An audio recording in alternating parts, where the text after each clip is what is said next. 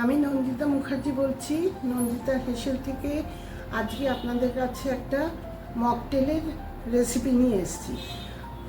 আমরা সাধারণত ছোটোবেলার থেকে দেখেছি আমাদের মা ঠাকুমারা, দিদিমারা নানা রকমের গরমকালে শরবত করতেন।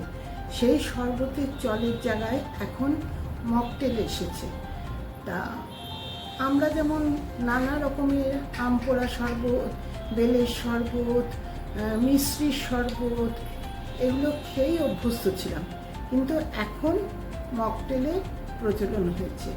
সেই মকটেলের সম্ভার থেকে আমি আজকে যে মকটেলটা এনেছি সেটা হচ্ছে চিলি সারপ্রাইজ।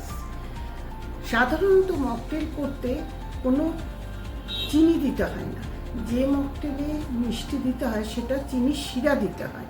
কোনো মকটেলে কিন্তু চিনি ব্যবহার করা হয় না, ব্যবহার করা হয় চিনির শিরা। আমার এই মকটেলটায় চিনির শিরাও লাগবে না, চিনিও লাগবে না। তবু যদি কখনো কারোর বেশি মনে হয় যে টক হয়ে গেছে, টক লাগছে, কি টকটা পড়ে গেছে বেশি, তখন একটু চিনির শিরা করে দিয়ে দেবে। আচ্ছা, আমার এই মকটেলটা চিলি সারপ্রাইজ করার জন্য যা যা লাগবে তার প্রধান উপকরণ হচ্ছে খস সিরাপ, স্প্রাইট, সোডা, লেবুর রস, সাদা গোলমরিচ গুঁড়ো, আর একটু নুন আর লঙ্কা। এটাই হচ্ছে এগুলোর মেন উপাদান।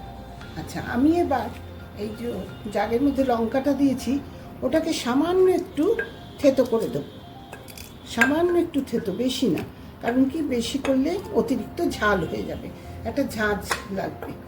তারপরেই দেবো আমরা একটা গ্লাসে টেবিল স্পুনের যেখানে 2 গ্লাস করব সেই তুমি 6 চামচ দিচ্ছি। এবার কারুর যদি করার পরে মনে হয় যে খস সিরাপের পরিমাণটা একটু কম হলো, তখন প্রয়োজনে আরও 1 চামচ দিয়ে দেবেন। তবে লেবুর রসটা ছোট চামচে 2 চামচের বেশি, এক এক মানে কী দাঁড়ালো, এক এক গ্লাসে 1 চামচের বেশি দেওয়া যাবে না। আমি এখানে 2 চামচ দিলাম। এবারে সাদা গোলমরিচ গুঁড়ো দেবো, সেটাও খুব সামান্য। আমি 2 গ্লাসের পরিমাণে সব দিচ্ছি। এবারে সামান্য একটু নুন দেবো, যেটাকে বলা যায় 1 পিঞ্চ। এগুলো দেওয়ার পরে আমি এবার সোডা আর স্প্রাইটটাকে দেবো। এর মধ্যে কোনো জল দেওয়া হবে না। এটা বাড়িতে ছোটোখাটো পার্টি বা নিজেরাও গরমের দিনে করে খাওয়া যেতে পারে।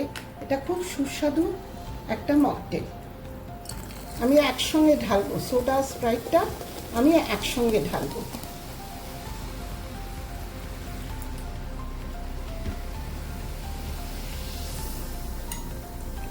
এবার আমি যেহেতু নুন দেওয়া আছে, লেবুর রস দেওয়া আছে, এটাকে একটু ভালো করে নেড়ে দেবো। দিয়ে এবার এটাকে আমি সাজিয়ে পরিবেশন করব।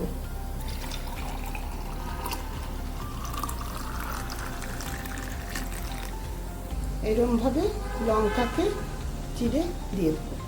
এই আমার চিলি মকটেল পরিবেশনের জন্য সম্পূর্ণ তৈরি হয়ে গেল।